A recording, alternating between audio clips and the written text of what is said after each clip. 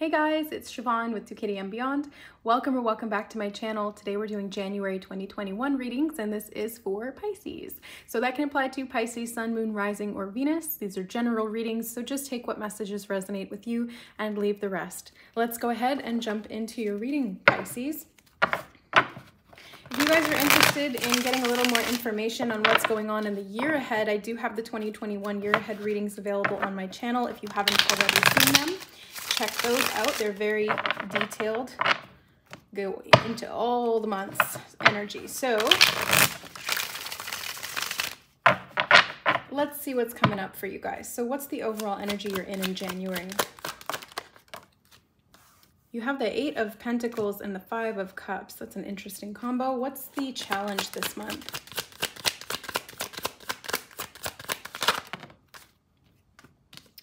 Five of Swords in reverse and the 10 of Pentacles. What is the advice?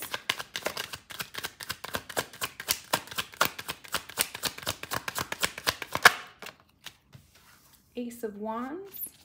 And what's the potential outcome? Chariot. Okay, Pisces. This actually looks pretty good. Despite the fact that there's some changes going on, there's a little bit of like, a little bit of iffiness, but I think that you're actually handling it really well. So the overall energy that you're in right now, this could be at this present moment or in January overall, is the 8 of Pentacles and the 5 of Cups. So I see this as just redirecting your perspective. It's like instead of focusing on what you don't have or what you've lost or grief from the past, you're really throwing yourself into your work. You're really focusing on just the task in front of you. And it's not so much like it's a coping mechanism or a distraction. I mean, it is a little bit, but it's a healthy one because it's actually like a cathartic way of getting that energy out and into something. So whether you have a hobby or a skill or a talent of some kind, or just a lot of work to do, this is going to help you because it's allowing you the time to keep your hands busy, to keep your mind, productive, and then you feel better about it. I get the sense that you're going to feel better about it because there has been a lot of change for you emotionally, and there has been some grieving and some loss and some letting go, maybe some changes in work even. And I feel like you're coping with that by just really focusing on what you can do, what's right in front of you, whether it's a hobby or a career, it's right there, and it's something that you want to build. It's something that you want to put a lot of mindfulness and effort into. So I think that that's actually a really positive thing. The challenge this month, 5 of Swords in reverse and the 10 of Pentacles. So you may be feeling like you can't win when it comes to your family or your finances. So the 10 of Pentacles is all about legacy. So that can be connected to your ancestry, your family, your genealogy, your biology even, or to your financial situation and the legacy you intend to leave behind for your children and your children's children, if that's something that you're into. So I get the sense that I don't know, it just feels like, you're not really feeling like you have that available to you. You're not really feeling like this is something that you can maybe create for yourself, and maybe that's why you're working so hard. I'm gonna have to get some clarifiers on that one, but let's move to the advice here is the Ace of Wands. So focus on what you're passionate about. Take that power into your hands and manifest with it. It's like you've got the wand of power. The wand chooses the wizard. So if you guys know where that quote is from, put it in the comments below. That's a new game I'm going to be playing. I'm going to do like an emoji thing and also a pop culture reference thing, and you guys can guess where the quote is from. So the Ace of Wands really speaks to me of a new beginning or potential energy here when it comes to a project or creative something that you want to channel and make. So with that 8 of Pentacles, I really just get the sense that you're expressing your creativity. It feels kind of like a hobby, but this could even be a hobby that you want to do for work or that you do for work. It's kind of like something you're passionate about that you love, and that's why you want to do it all the time. And that's a good thing because it's helping you to build this legacy, whether you see it or not. This doesn't have to be like the setback energy, right? This can be the opportunity as well, because I always see challenges as opportunities. So the challenge may be believing that you can have this, believing that you deserve it, and not allowing anybody to stand in your way who doesn't believe in you or who challenges you. Maybe people doubt your ability to grow this level of a legacy for yourself, but you can totally do that. Anybody can do it. It takes a lot of time and effort and dedication and hard work and learning and failure, but it can be done. And so I really get the sense that this is something you're working really hard on, and it's something that you're really invested in. You're really emotionally and inspirationally invested in it because it's something you love. It's something you enjoy. It's something that allows you to express your creativity in a super empowered way. You have the Chariot in the potential outcome position, and the Chariot is about movement forward and success too. So I see this as career success for you. There's definitely going to be a result of all your hard work. And despite some of the challenges, despite some of the changes and the upheavals in your life, you really get it together, Pisces. Like you're so strong and so resilient. I can't believe how powerful your energy is. I mean, I can believe it. I'm a Pisces sun, so I'm tooting my own horn here, but hey, we deserve it, right? We work hard and we are very emotionally empathic, sensitive souls. And there's a lot to us, right? There's a lot of like contradictory types of energy where we have to kind of integrate and balance those. So that's what that Chariot energy is all about. It's like the dark and the light pulling this Chariot forward. If they are going in opposite directions, like those two fish, it can create, you know, it can take you kind of off your path or down a bumpier road. Now, that's not to say that you're off your path or you're not doing what you need to be doing. You are. You always are. Sometimes we just take a little bit of a side detour and we end up going on a little bit of a bumpy ride with some of these fives. But when we embrace our alignment, when we get into that zone, the flow, when we're working, that's when we can really express our creativity in a super powerful manifestory type of way. So it's like we're able to take the success that we want into our own hands. And I really get the sense that this is the potential outcome here. So if you choose to do this kind of work, to really put your head down and go for it and don't let anything stand in your way, really take your inspiration and your creativity and make it into something real, maybe even studying something new that will help to let go of some of this heavy sort of grief energy, it's going to lead to success. So let's get some clarifiers for the overall energy. King of Swords for the challenge, Page of Pentacles for the advice, Three of Pentacles, and for the outcome.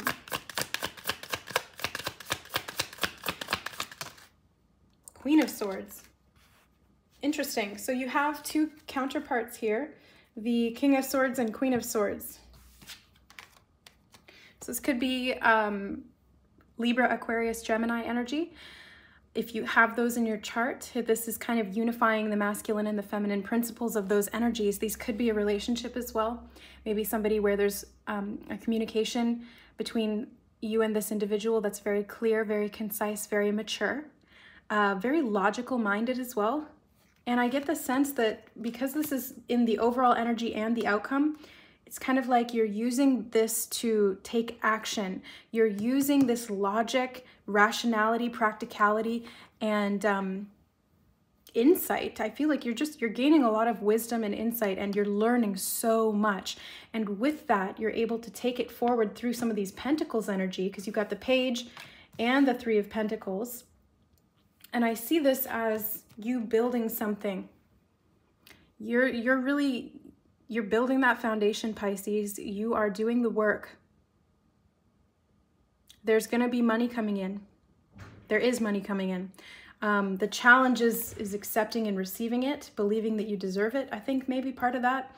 But or that you can build something as big as the 10 of Pentacles, because the money that's coming in is the Page of Pentacles, which is, it's still money coming in, but it's not like that millionaire status, if that's what you're shooting for. Or just, it doesn't have to be in terms of money. It can just be, you know, like a nice comfortable cottage or something that really makes you feel stable and secure, somewhere where you can you know, leave that to your family after you. You know, it's like that legacy type of energy, and you're still just kind of in the beginning stages of that. So, but don't lose hope, because this is where everybody has to start somewhere, right? Everybody has to start somewhere, and you're doing a really good job.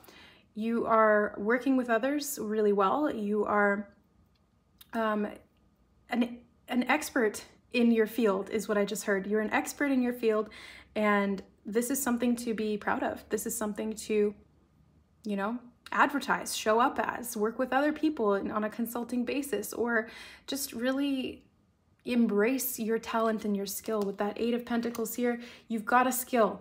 You've got a skill. You've been honing it. You've been working so hard at it. And this is going to really gain some recognition. The recognition I see with the Chariot and the 3 of Pentacles, it's like, be open to that. Be open to new inspiration, new projects, recognition that you're getting, maybe working with other people as well. The Queen of Swords here, the outcome, it's like you gain a lot of clarity and you feel really content with yourself.